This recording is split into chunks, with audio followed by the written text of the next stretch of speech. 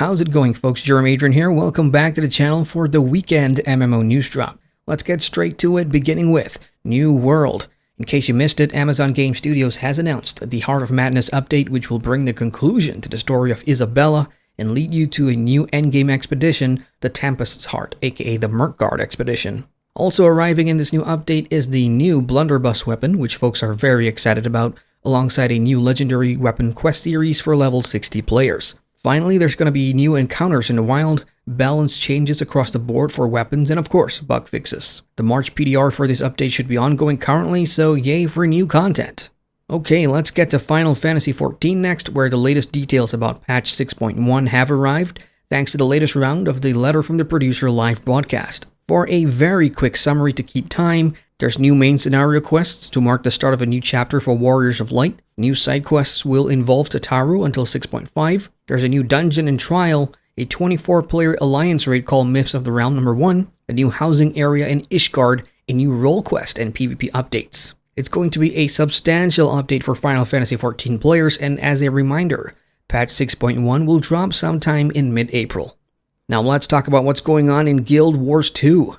The End of Dragons expansion has finally launched, but a large number of players are unhappy about the Siege Turtle mount. Not with the mount per se, but at the method to acquire it. Currently, the only way to start the mount collection is to successfully beat the Dragon's End meta, which is long and surprisingly hard. How hard, you ask? To put it simply, ArenaNet are expecting 50 randoms to get organized, use raid builds, and pray the RNG gods grant you some favorable tail mechanics. I have the turtle mount unlocked, but it took me 11 tries before the recent nerfs, and I'm not going to do this ever again, and I'm not the only one who feels this way. This is an expansion feature locked behind raid-style content in the open world, which has brought out some of the most toxic shit I've seen in Guild Wars 2 since I started playing. Imagine being gatekept for an open world meta. Now, because of this, the blowback has been loud and constant, and this week, ArenaNet has announced that it will be adding an alternative method to unlock the Turtle Mount collection, and players can do so by trading in 200 writs of the Jade Sea for the Siege Turtle Egg, which, by the way, will still drop normally if you successfully beat the meta. This change will go live on April 15th, so if you want your mount, start collecting those writs, which will drop from events on the Dragon's End map. Let's head to World of Warcraft next, where there's big news for all you heroes of Azeroth. Save the date, because on April 19th, Blizzard will be revealing the next expansion for retail World of Warcraft. And who knows where we're going to next, which characters are coming with us, and what the story's going to be about. But that's not all though, because from the same announcement on the official website, Blizzard will be releasing news about its Warcraft mobile game sometime in May 2022. I have no idea what that's going to be about, but what do you guys want the Warcraft mobile game to be? Link to the announcement can be found down in the comments. Elsewhere, Black Desert Online has dropped the release date for its upcoming expansion, the Eternal Winter, and players can jump into the snowy region on the 6th of April. To accompany the announcement, Prolibus are offering folks the chance to pre-order a promotional package that goes away when the update hits. Costing $50, this promo bundle includes free access to Eternal Winter, alongside other buffs like a 30-day value pack, inventory expansion coupons, and more. I'll put a link to this down in the comments.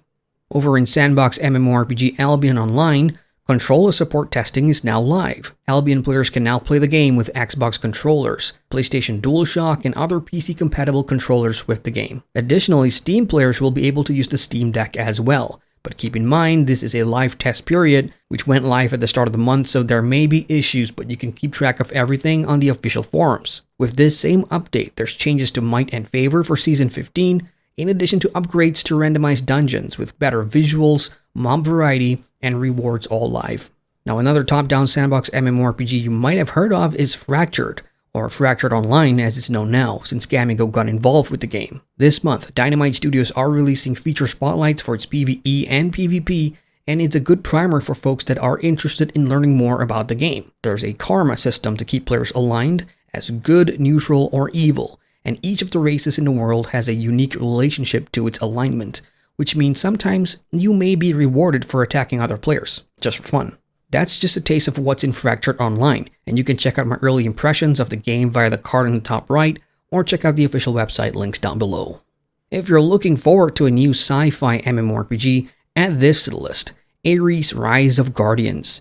This past week, Kakao Games has announced that it will be publishing Ares Rise of Guardians from Korean developer Second Drive, with a short teaser trailer to accompany it. I can tell you right now that there isn't any information out there at the moment about what this game is all about and when it's going to be coming, so speculate all you want, and let's hope it's a good game when it finally gets here. Now, in case you missed it, martial arts MMO Swords of Legends Online, aka Solo, has launched Update 2.0, the Firestone Legacy, earlier this month. And if you've never played it before or have stopped playing prior to this, it's worth a look back in. The update has transitioned the game from buy-to-play to free-to-play, with a promise of no pay-to-win items in the cash shop. 2.0 has also added 2 new classes, the Fox Mage and Warrior, an increased level cap to exceed 37, and there's new story to enjoy, new zones, and new group content for both PvE and PvP. Elsewhere, Blade & Soul will be launching its Unchained Chaos update on March 16th. This new content drop will offer gunslingers their third specialization, Way of the Arsenal, providing players with loads more short and long distance fighting options. There's also a new dungeon to look forward to in Demon's Bane called the Chaos Supply Chain, and for the first time ever, players can now have the option to change their classes. At the moment, there's no info if this will be a store item purchase or not, but you can now swap classes if you feel like your current one doesn't fit you.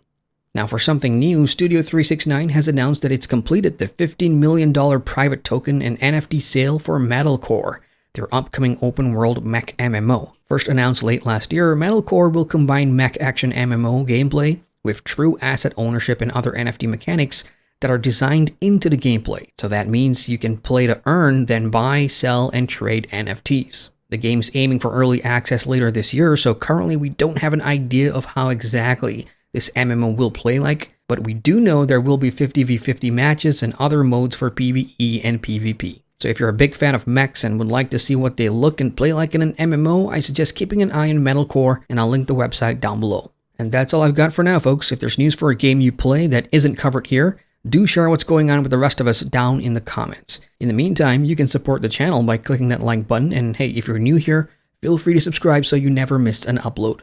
Once again, I'm Adrian, and I thank you for watching.